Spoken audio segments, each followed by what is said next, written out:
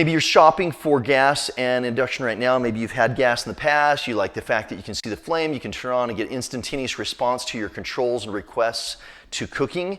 However, you don't like cleaning the grates. That's totally understandable. Maybe it doesn't go as low as you want. Maybe it doesn't go as high as you want. So you're looking at options. Induction is a beautiful option. Maybe you've already done some shopping and research on that. Yeah, it's not hot to the touch when you've got your pan on there. Maybe it's warm. And you can control the temperature setting, in this case, to within 1 degree on the induction top by signature. But anyway, relatively good control over your temperature, whereas gas, you're kind of guessing based on what you're seeing, right?